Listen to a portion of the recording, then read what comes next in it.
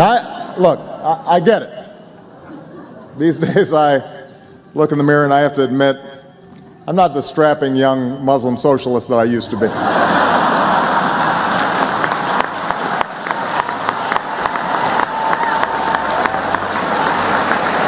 Time passes, get a little gray, and yet, even after all this time, I still make rookie mistakes.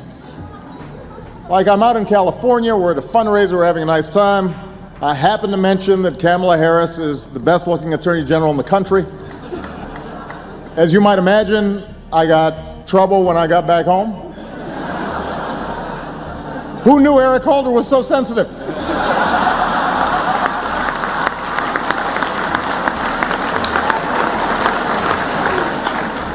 Now let's talk about something entirely different, but I'm sure you care passionately about, and that is our military. You know, as you read Bob, Secretary of Defense Gates's, the former Secretary of Defense Gates's book, you saw that he had one day, he and the chairman of the Joint Chiefs of Staff, to find out that they were going to get rid of don't ask, don't tell. And that, whether you believe it or not, whether you're for it or not, whether you want to go away or stay exactly there, that changes the morale of the military directly, and they were not informed. There's something else going on in the military that's going to affect the morale and the way that operation works, and that is they have decided to loosen the standards on anybody's religious practices. They have a chance now to appeal, to break the code, the military code, if their commanding officer allows them to.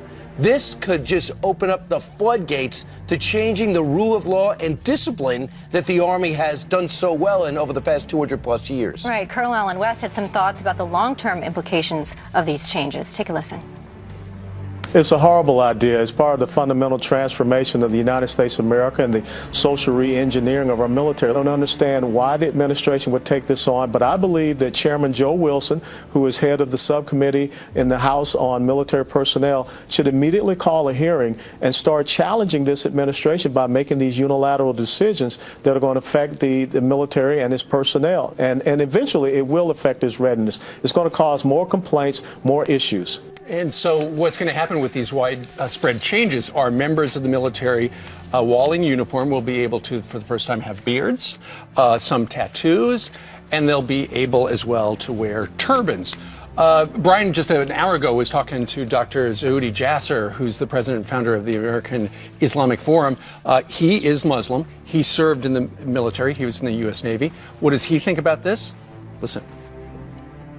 What they do is piggyback on communities that do need some legitimate accommodations, and meanwhile open the door for the litigation jihadists represented by groups like CARE and others to use this as a club on the head of officers that want to maintain safety and mission readiness. Yeah, it's just unbelievable. The New York Yankees will end up with stricter rules when it comes to their players than the U.S. Army has. The real Yankees. Yeah, the real Yankees. You're not allowed to have facial hair there. By the way, Wiccans also, there's like a few thousand of them. They're going to get a chance to plead their case.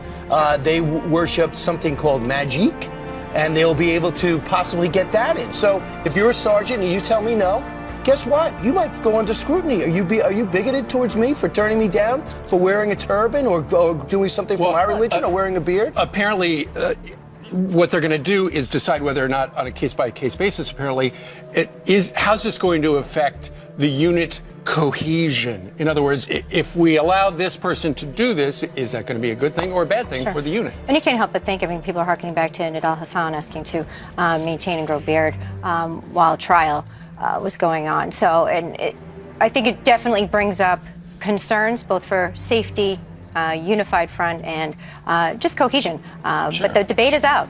The debate is out. I have an idea. Some intelligent takes on it right there. You will get the military in on these decisions because since they fight the wars and they're actually doing incredibly well over the past 12 years, can you stop messing with their core values and beliefs that they found successful over the series, I don't know, of 225 years? Well, these are changes coming from the Pentagon itself. The big question is now, who's pushing them? Now will they allow rules regarding Bibles to be relaxed? Will priests be able to say Mass going forward? Are those changes coming? Because we've seen clamping down on that, on the other hand. All right.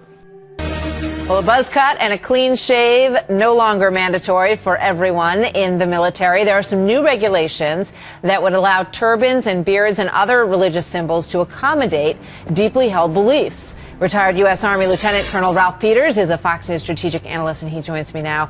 Colonel, good morning. Good to have you back on the program. Hey, great to speak with you, Martha. You know, there are two aspects to this question. There's the ethical religious, and then there's political. One is complicated. The political is very straightforward. I hope we can talk about them both. Absolutely. So, you know, you think that there are some situations where accommodations should be made. Well, you know, it's a tough question because good order and discipline has to come first. And there's an issue of where do you stop? Do Wiccans get to wear funny hats? Do Druids get to wear robes? Now, the example the Pentagon's holding up, because it's fairly neutral, are the Sikhs, turbans and beards, according to their religion.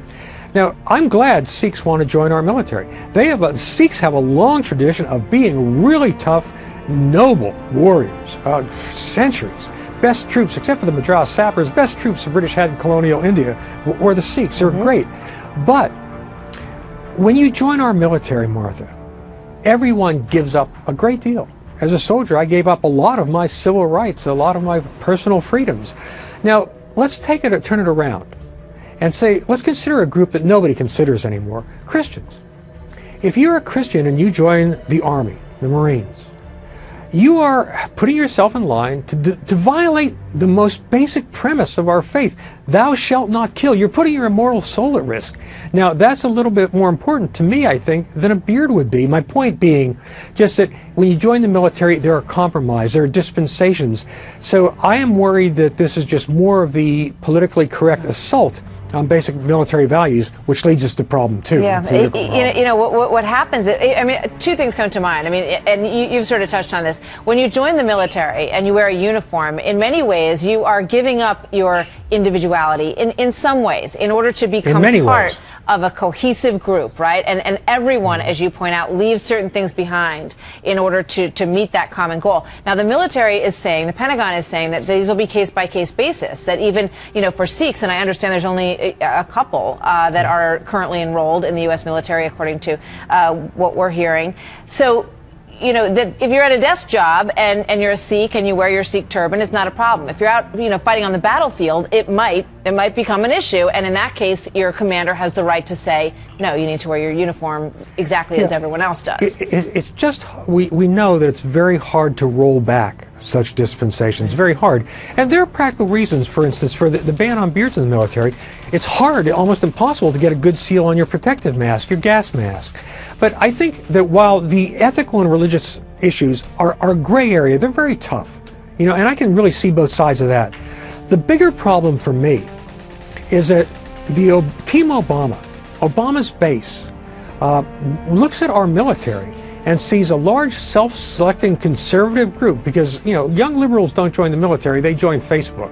And this is one group that's overwhelmingly conservative by nature, not radically so, which Team Obama, this administration, has tremendous control over and can use for social experimentation. So you saw moving gays in the military, and I have no problem with that, by the way, as long as they sign up for the full program and aren't just making a political statement. But you've also got the idea of women in combat, which is going to inevitably lower physical standards and get people killed. Now you have loosening regulations on religious garb and religious wear. And, you know, if a Christian says, well, gee, you know, I believe in the Knights Templar, I want to wear a red cross on my left breast. How's that going to go down in Afghanistan? Extreme example. But I really believe that good order and discipline in the military require a reasonable degree of uniformity. You start making exceptions, and you're on the road to real trouble. There's a lot of obvious controversy in this whole thing and in those issues. Ralph Peters, Colonel, thank you so much. Good to have you here as always.